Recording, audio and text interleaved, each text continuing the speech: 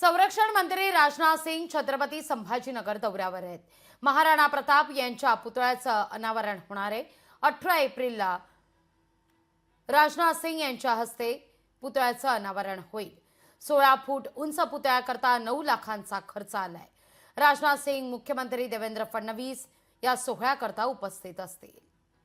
या सगळ्याचा आढावा घेतला आपले प्रतिनिधी सचिन बडे यांनी।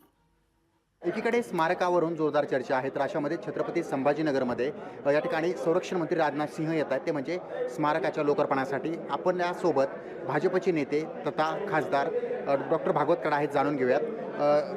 देशाचे संरक्षण मंत्री येत आहेत, त्यांचं काय इथे येण्यामागचं कारण आहे आणि कोणतं अनावरण केलं जाणार आहे? भारत देशाचे संरक्षण मंत्री माननीय राजनाथ सिंहजी छत्रपती संभाजीनगरमध्ये दिनांक 18 एप्रिलला संध्याकाळी 4:15 वाजता येत आहेत। त्यामध्ये मुख्य कारण जर काही असेल तर महाराणा प्रताप यांच्या पुतळ्याचं अनावरण त्यांच्या शुभ हस्ते होणार आहे।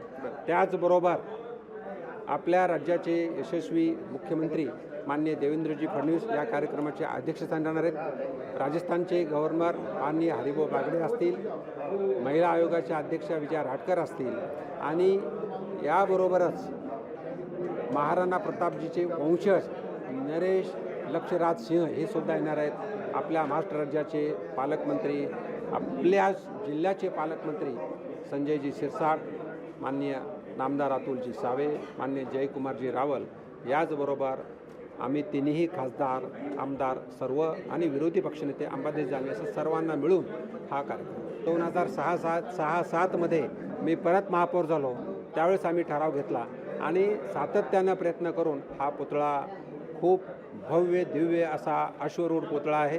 साधारण 1 कोटीच्या आसपासचा आम्ही खर्च केलेला आहे आणि आमच्या सर्वांच्या भावना या पुतळ्याशी जुळलेल्या आहेत, म्हणून आम्ही आता खूप सर्वजण आनंदी आहोत। सचिन बडे, लोकशाही मराठी, छत्रपती संभाजीनगर। लोकशाही मराठी, ऐका, पहा, जागरूक रहा।